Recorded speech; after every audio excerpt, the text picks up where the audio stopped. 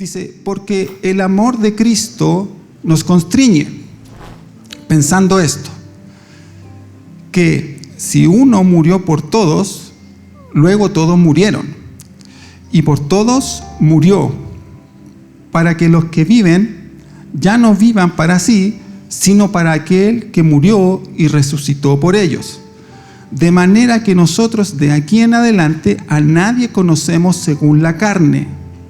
Y aun si a Cristo conocimos según la carne, ya no lo conocemos así. De modo que, si alguno está en Cristo, nueva criatura es. Las cosas viejas pasaron, he aquí, son hechas todas nuevas. Amén. ¿Puede tomar su asiento? Y antes de poder desarrollar los puntos que tengo ahí, que son solamente 3, ¿sí? Quiero hacer una pequeña introducción acerca de esta carta, ¿ya? ¿Cierto? Es una carta que escribió el apóstol Pablo y la escribió porque estaba teniendo algunos problemas con la iglesia.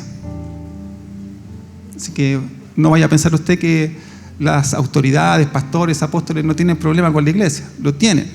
Y puntualmente Pablo lo que estaba viviendo ahí era que había una falta de reconocimiento.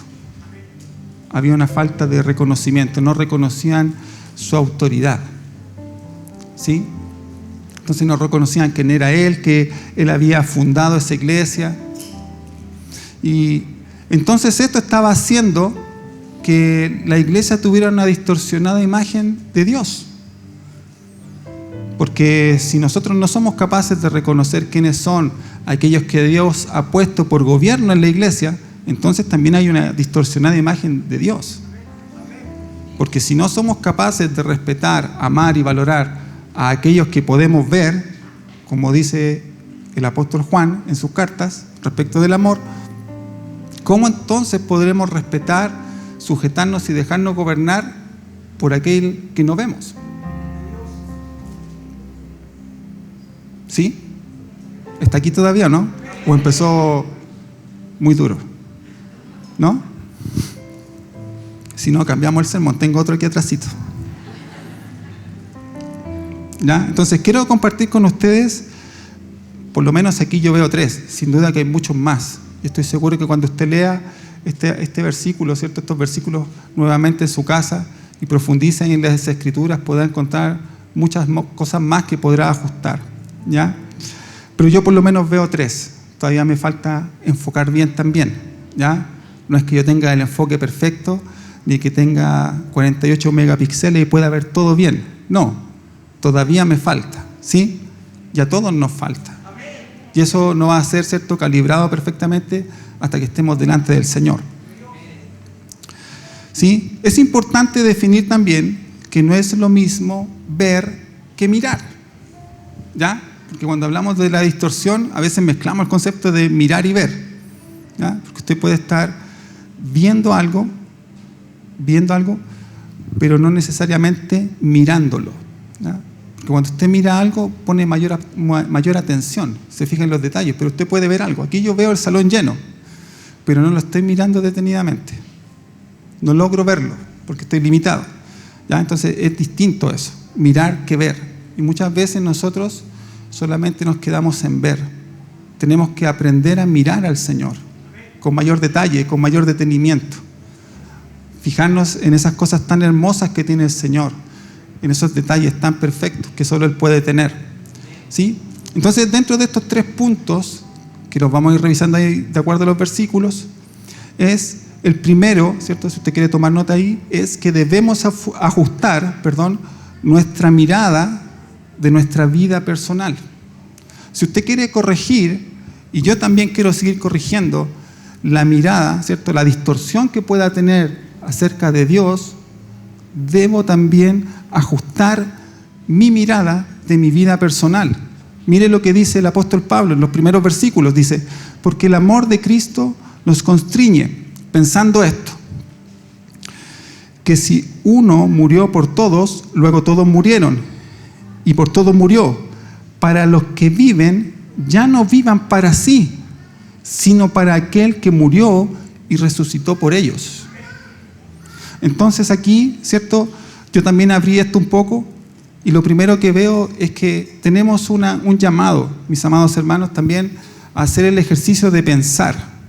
Pablo dice, porque el amor de Cristo nos constriñe pensando esto. Porque muchas veces la distorsión de lo que nosotros conocemos de Dios es sencillamente porque no pensamos. Y porque muchas veces creemos que todo debe hacerlo el Espíritu Santo. O porque nos desligamos, ¿cierto? Y le encomendamos toda nuestra responsabilidad a Dios. Y hay cosas que nosotros no las pensamos. Actuamos, ¿cierto? Acaballadamente, por decirlo coloquialmente, y avanzamos y queremos hacer todo, a veces creyendo que Dios tiene que hacerse responsable de mis decisiones. Parece que voy a tener que ocupar el otro sermón. Dígame amén, por favor, ¿ya? Si no, yo me empiezo a asustar. Ya veo sus caras así como que se está yendo en el asiento para adentro y yo me asusto. ¿Ya? Entonces, fíjese que nosotros tenemos que pensar. Es un ejercicio que cuesta. Cuesta pensar en las cosas de Dios. Porque es más fácil siempre decir, no, Señor, tú decides. Necesito casarme, envía una esposa, pero tú decides. Y lo dejamos tan amplio, pero no pensamos lo que queremos. Y eso nos hace, ¿cierto?, tener una imagen distorsionada de Dios, porque después cuando resulta algo que no es lo que nosotros queríamos, entonces, ¿cierto?, le reclamamos al Señor. Y le transferimos la responsabilidad a Él y le echamos la culpa a Él. Decimos, pero mira, el esposo que me mandaste. Pero nosotros no lo pensamos. No pensamos nuestras decisiones, no pensamos lo que hacemos, no pensamos, ¿cierto?, ni siquiera, fíjese, que a veces es tan difícil, porque yo a veces hasta yo mismo me examino, ¿cierto? Uno despierta y a veces, ¿qué es lo primero que piensa? ¿Qué es lo primero que piensa? Y tenemos tantas cosas por delante y a veces no pensamos en Dios. Pues si usted despertara y pensara en Dios, lo primero que haríamos es darle gracias por su fidelidad, por su amor, por su misericordia. Porque nosotros a veces pensamos equivocadamente, ¿cierto?, que la fidelidad del Señor solamente es cuando Él suple una necesidad, cuando yo no tengo plata, cuando me falta mercadería, cuando no tengo el auto, o cuando tengo una enfermedad, ¿cierto?, y veo que Él hace algo, entonces veo su fidelidad. Pero si nosotros pensáramos más detenidamente, nos daríamos cuenta que la fidelidad del Señor comienza cuando suena ese lindo sonido en la mañana. Y usted tiene que hacerlo así y se despierta. Y ahí comienza la fidelidad del Señor, porque le ha dado un nuevo día. Y usted toma conciencia, ¿cierto?, de una nueva realidad que Dios le permite tener. Entonces, para poder ajustar nuestra vida personal y empezar a hacer ese enfoque de la imagen de Dios correcto, no tenerlo distorsionado, debemos pensar. Debemos ser creyentes pensantes. El hecho de que usted y yo hayamos recibido a Cristo no significa que esto se anuló. Al contrario, es potenciado. Pero tenemos que ocuparlo. Tenemos que hacer uso de él.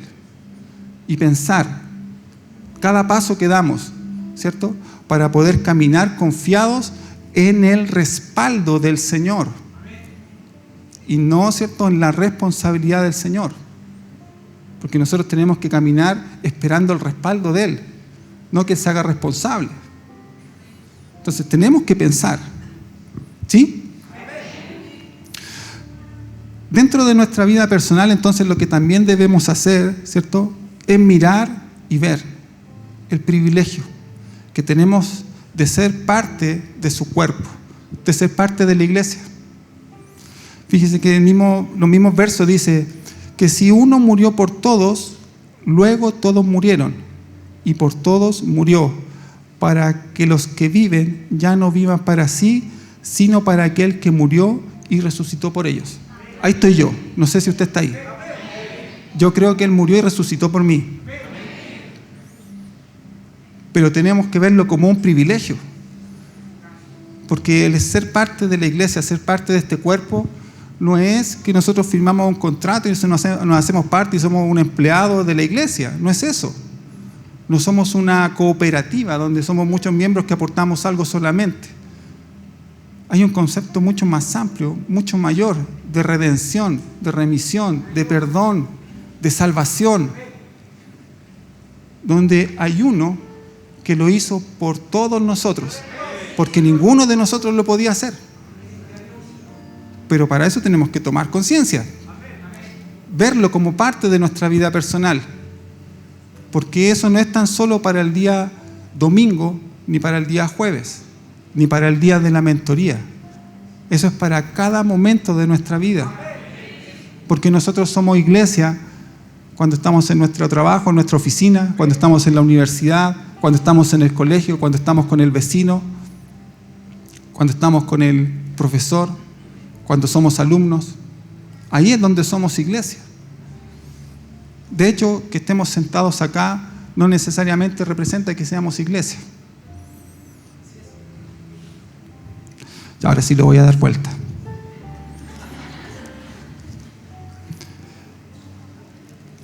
Una pregunta que pueden hacer de esto es, ¿cierto?, que nos ayude a enfocar, porque para enfocar hay que tener precisión, ¿cierto? Mis hermanos que los veo por ahí que están con las cámaras, uno los ve que les giran y para adelante, para atrás, pero eso tiene una técnica, tiene una forma, ¿cierto? Y uno le puede dar incluso efectos a la cámara con lo que está haciendo, puede, ¿cierto?, hacer que alguien aparezca muy claramente en la imagen principal y distorsionado atrás, ¿cierto? O puede hacer que todo el plano aparezca, ¿cierto?, muy nítido.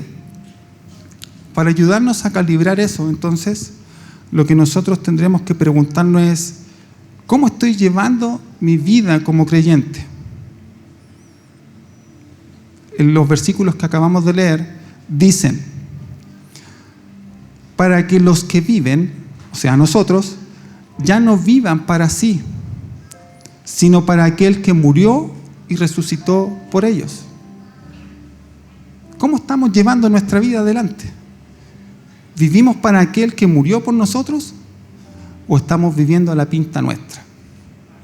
No me responda porque los asientos tienen un sensor espiritual que aquí cae al teléfono y me está diciendo quiénes son. Entonces, no es necesario. Pero es una pregunta que tenemos que respondernos. Es una pregunta. ¿Cómo estoy llevando mi vida? ¿Realmente estoy viviendo para aquel que murió por mí? ¿Solamente en algunas áreas? ¿En ninguna área? ¿O estoy esforzándome porque sea en todas las áreas? ¿Pero cómo lo estoy haciendo? Estoy viviendo porque eso va a llevar a que yo pueda tener un mejor enfoque. Porque si yo no dejo que Dios, ¿cierto?, intervenga o tome el control de mis áreas, entonces en las áreas donde no puede intervenir, lo seguiré viendo distorsionado. Si yo no veo, no lo dejo, que Él intervenga, por ejemplo, en el área económica, nunca podré ver, ¿cierto?, cómo Él puede obrar en esa área, nítidamente. Y siempre tendré distorsiones. Siempre me preguntaré por qué al hermano sí le da y a mí no. Porque yo no puedo tener más, porque no puedo vivir mejor. Y no es que el Señor necesite que tengamos más ni que vivamos mejor, pero no lo logramos ver, porque nuestro enfoque está descalibrado. Pero la pregunta que tendrá que hacer es, ¿vivo para aquel que murió por mí? ¿Que murió por mí, perdón? ¿Vivo para aquel? ¿Entiendo eso? ¿O hay cosas que solamente quiero tener un contrato, ¿cierto?, notarial que diga, sí, yo acepto al Señor Jesucristo que murió en la cruz, ¿cierto?, y que solamente todos los beneficios que Él me pueda dar, pero todas mis obligaciones yo me niego a hacerlas? Porque a veces pareciese que ese es el contrato que queremos tener con el Señor. Y nos cuesta. Y alguien podría decir, sí, yo le rindo mis áreas y estoy aquí y sirvo, soy ministro, pero pudiera ser que a lo mejor yo no le esté dando el área familiar, que yo no le esté dando el área laboral, que yo no le esté dando el área emocional. Es una pregunta que cada uno de nosotros debe hacerse. ¿Estoy viviendo para aquel que murió por mí? ¿Y cómo estoy viviendo? ¿Cómo estoy llevando adelante esa vida? ¿Cómo la estoy desarrollando? ¿Cómo puedo avanzar en eso? Será un ejercicio y un desafío para cada uno de nosotros poder plantear una respuesta a esa pregunta, que no tendrá una respuesta final ni una respuesta perfecta hasta que estemos delante del Señor.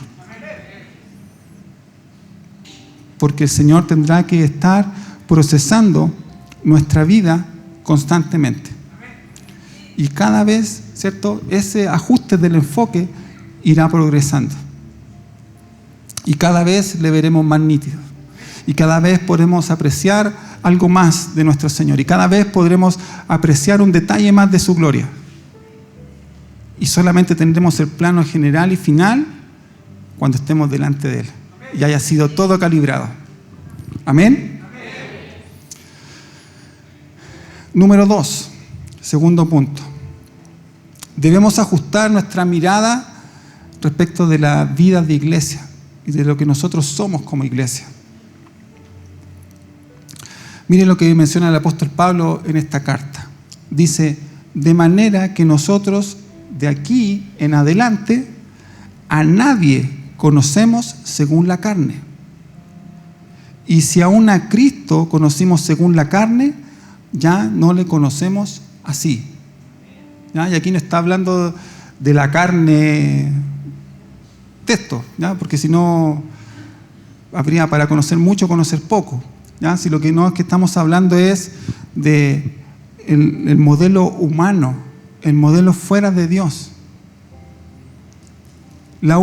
Una de las formas también, no la única, una de las formas que nos va a ayudar a corregir ese enfoque y poder mirar mejor a Dios es que también tengamos una mirada correcta de la iglesia.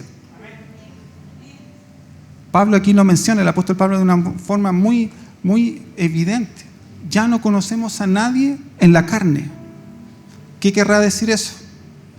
Que usted cuando me vea a mí, no vea lo humano, que no vea mis errores, que son muchos, no los vea. Y si en algo quiere conocerme, conozca lo que pueda haber de Cristo en mí. Y de la misma manera, cuando yo lo miro a usted, no lo miro en la carne, sino que lo miro por medio de Cristo. ¿Qué querrá decir eso? Que nosotros podremos equivocarnos muchas veces, podremos fallar muchas veces, podremos caer muchas veces. Y no estoy hablando del pecado, sino de equivocarnos en cosas, en el paso a paso que estamos dando siempre.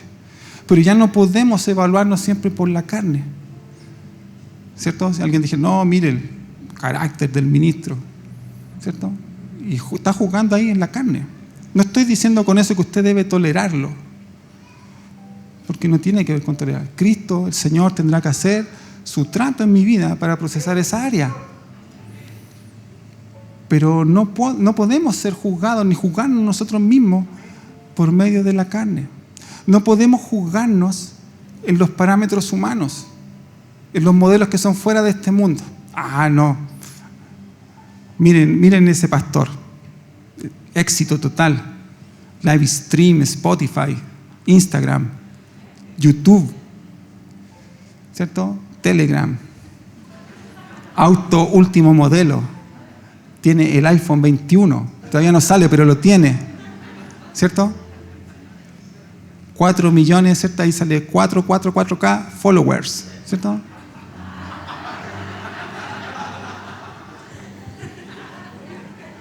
¿Ah? No está acá por si acaso. No ese es el pastor del que estoy hablando, por si acaso. ¿Ya? Tranquilo, no es ese pastor del que estamos hablando acá. Está cerca, pero todavía no llegamos ahí. Entonces, fíjese cómo a veces nosotros al interior de la iglesia también miramos y catalogamos las cosas por los éxitos naturales de la vida, por los éxitos normales. No, es que él gana buena plata, entonces está bendecido por Dios, le va bien, tiene el respaldo del Señor. Son formas de mirar en la carne. Son formas de mirar en la carne. Son formas de jugar, ¿cierto? O pudiéramos ver a alguien atrás, ¿cierto? Sencillamente, sin marcas, sin accesorios, sin redes sociales, sin nada. Y ser alguien tremendamente espiritual. Una herramienta de Dios poderosa. Pero muchas veces nosotros no nos damos cuenta de eso, porque estamos mirando según la carne. Y miramos bajo esos parámetros. Y ahí es donde tenemos que tener cuidado, porque muchas veces queremos traerlo de afuera hacia adentro, ¿cierto? Para poder compararnos y evaluar. Ahora, no es malo tener muchas cosas de las que les he mencionado, sino en la forma en cómo miramos.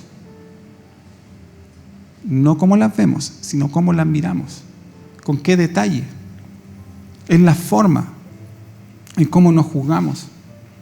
No vaya a ser que hayan ciertos hermanos de la iglesia que pudieran ser discriminados o no considerados por no catalogar en el éxito o en los parámetros, ¿cierto?, de este mundo.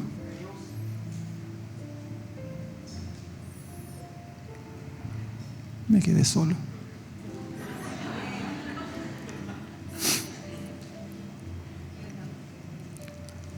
Entonces, fíjese que eso también, cómo nosotros nos miramos de par a par, ¿cierto?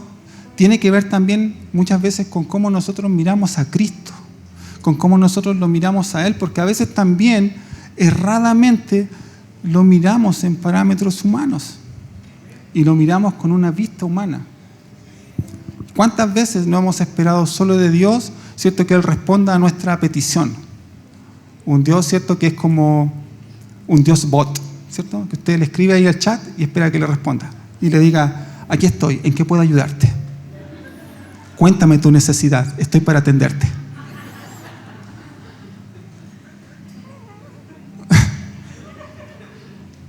Pero es así la realidad, ¿no? Muchas veces, ¿cierto?, lloramos y a veces creemos que porque nuestra oración es más larga o porque le detallamos más el problema, Dios va a responder más prontamente. Y no es eso. No tiene que ver con eso. No tiene que ver con los parámetros de este mundo, ¿cierto? Cristo no es un líder al modelo terrenal. No es alguien que prometió cosas, ¿cierto?, para congraciarse con la iglesia. Cristo es la cabeza. Es el Hijo de Dios, el unigénito.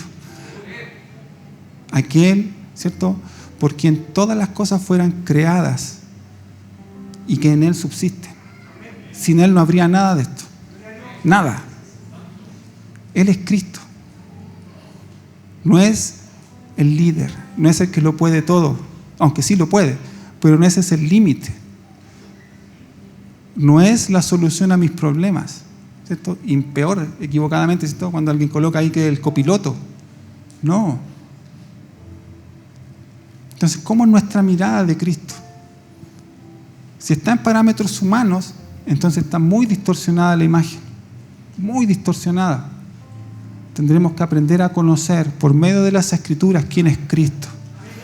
Desde Génesis a Apocalipsis está revelado completamente quién es, su plan, su amor, su obra, cómo se despojó de toda su gloria, según lo que dice en Filipenses, para hacerse como uno de nosotros y humillarse y ser obediente.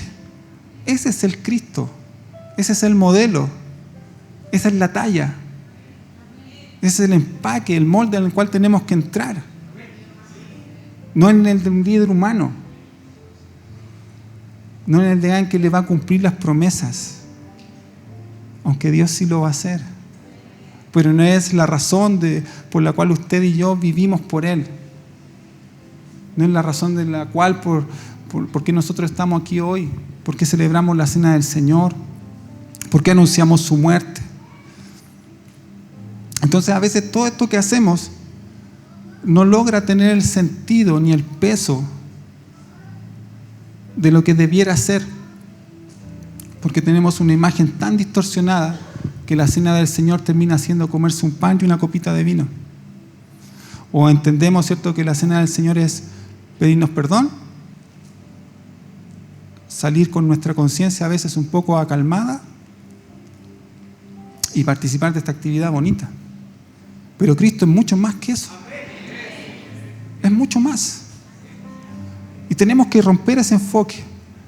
Tenemos que cambiarlo con urgencia, porque su venida está cada vez más cerca. Y si usted está con el enfoque distorsionado y no lo tiene nítido y no lo ve, Él va a venir y no lo veremos. Y las Escrituras dicen que todo ojo le verá.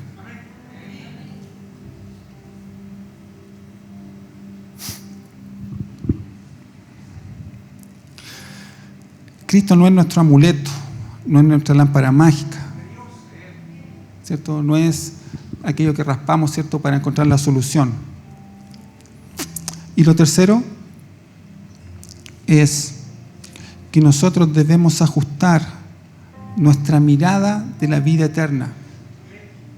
Muchas veces creemos que Dios debe resolver solo los problemas en estos 80, 90, 100, 110 años que podamos tener aquí.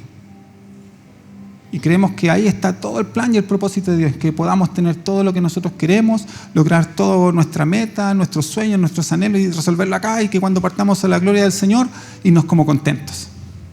¿Cierto?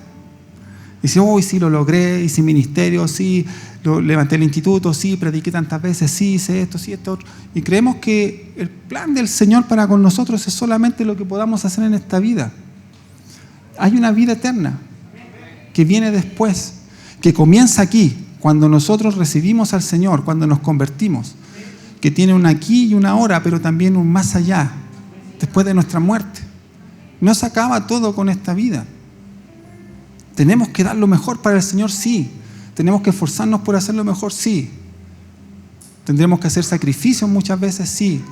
¿Seremos vituperiados como el Señor muchas veces? Sí. ¿Seremos, cierto, considerados menos muchas veces por causa del Señor? Sí. Pero no lo es todo. Tendremos sufrimientos, pero también tendremos alegrías. Y tenemos que mirar lo siguiente, porque eso también cambia nuestro enfoque. Mire lo que dicen los últimos párrafos de este versículo. Dice, de modo que, o sea, si estamos pensando, si entendemos el privilegio de ser parte de la hermosa iglesia del Señor, de la muerte que Él hizo por nosotros, de su significancia, evaluarnos cómo llevamos nuestra vida, si vivimos realmente para aquel que murió por nosotros, si logramos vernos entre nosotros como iglesia, no de forma, ¿cierto?, en la carne, no vernos en la carne, no conocernos nunca más en la carne, ni mirar a Cristo de la misma forma. Entonces fíjese, de modo que si alguno está en Cristo, ¿cuánto estamos en Cristo? Créame que hay algunos que no tienen la convicción. Si no la tienen, esta es la oportunidad también para que la tenga. Y si hay alguien que no ha recibido al Señor, también es una oportunidad para que lo pueda hacer. Porque fíjese lo que sucede para los que están en Cristo. De modo que, si alguno está en Cristo, nueva criatura es. O sea, 0 kilómetros. ¿Cierto? Sin uso. ¿Ya? Porque no es que los cristianos seamos open box, ¿cierto? No es una caja con uso ahí que reempaquetaron y está disponible. No. Somos sellados, ¿cierto? Y hechos nuevos. Eso es lo que quiere decir el término. Nueva creación. Es como que partió de cero.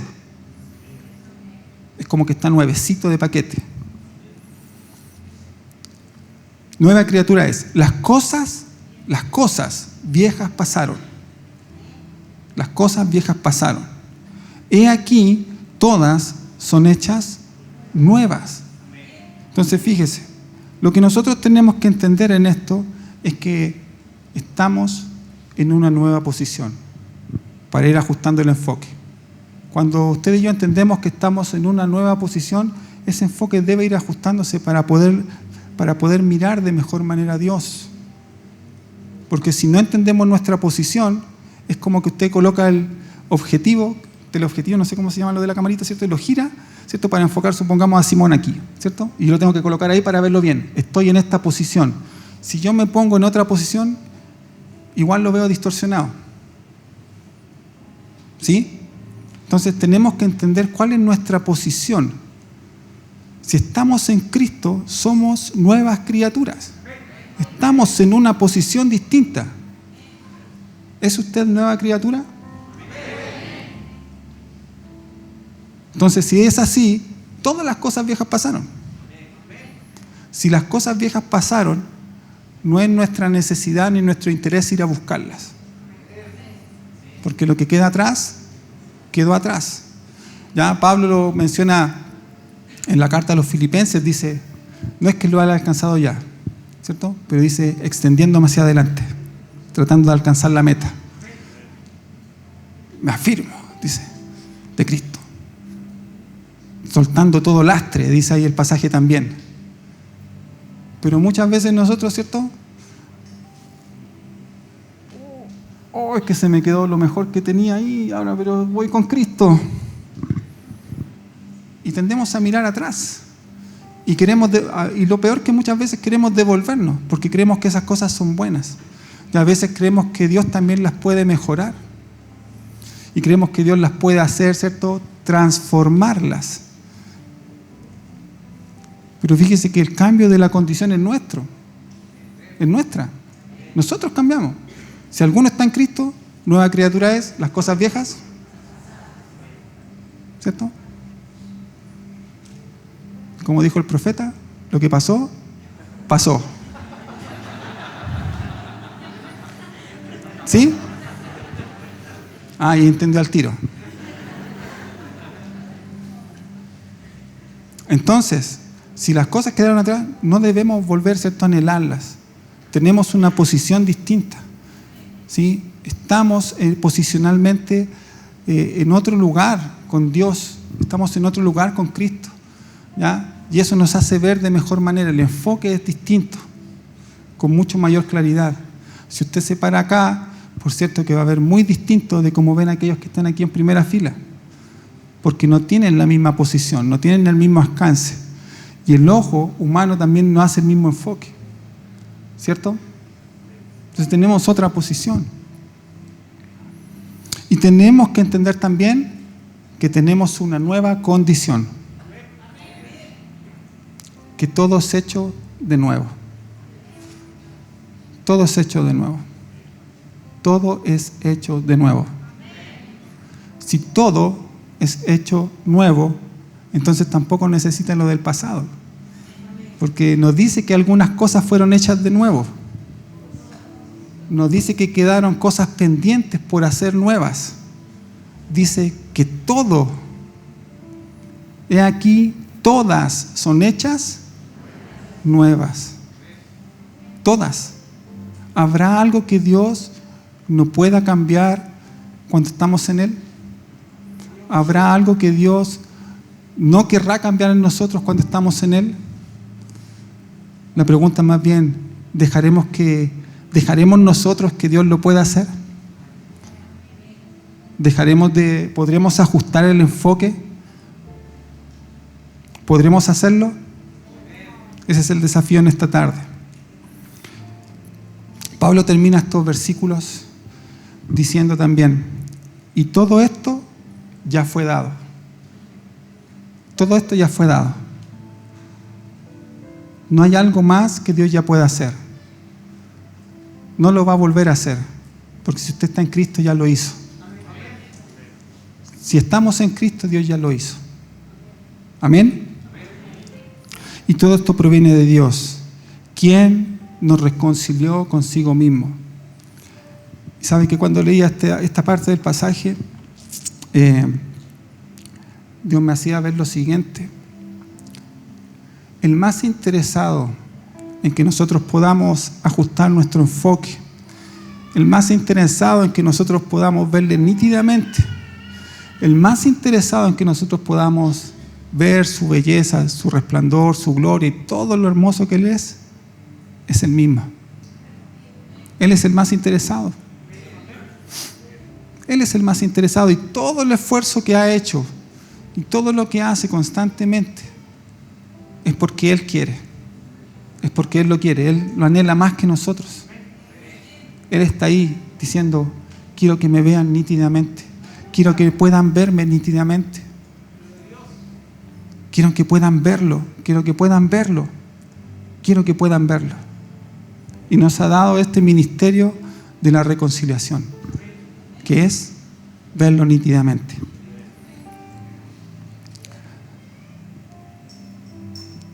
Es Dios mismo esforzándose para que le podamos ver claramente, sin distorsiones, sin interferencias, sin cuadros faltantes. Amados, nuestro mayor desafío es poder hacer los ajustes correspondientes. Dios ya lo hizo, Dios ya lo ha hecho, Dios lo seguirá haciendo en las futuras generaciones, en aquellos que sigan convirtiéndose al Señor, que volquen su corazón a Él. Pero usted y yo debemos hacer los ajustes. Póngase en pie, por favor.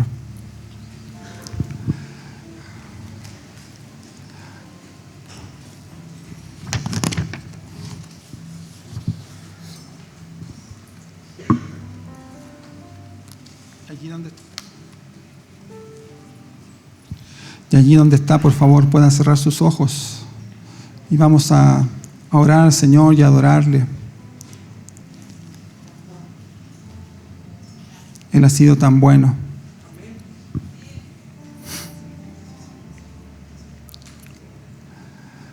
A veces vemos tantos píxeles, vemos tan distorsionada la imagen. Y a veces nos cansamos haciendo tantas cosas y nos desgastamos en tanto que hacer y nos falta ajustar el enfoque. Que el Señor pueda darnos entendimiento y un corazón. Un corazón.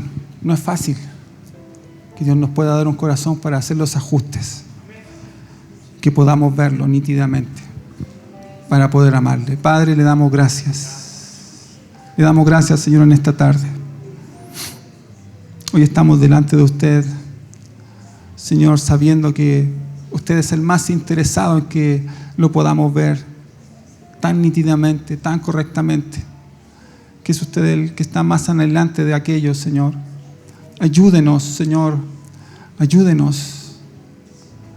Denos entendimiento para corregir, Señor, ajustar el enfoque. Señor, sabemos que no podrá ser todo perfecto en un momento,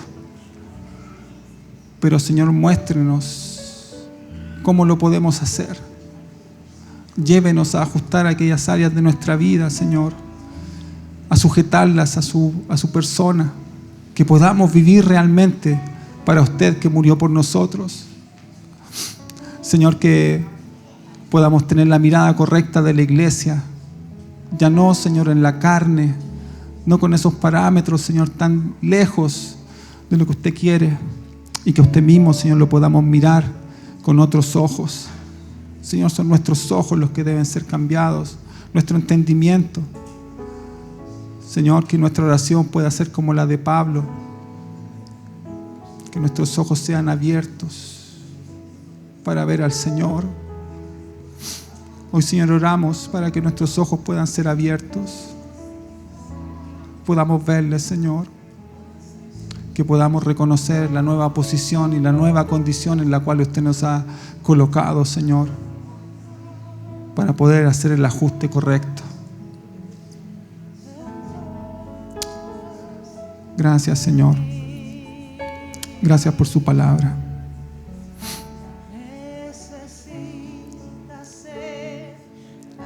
Gracias, Señor.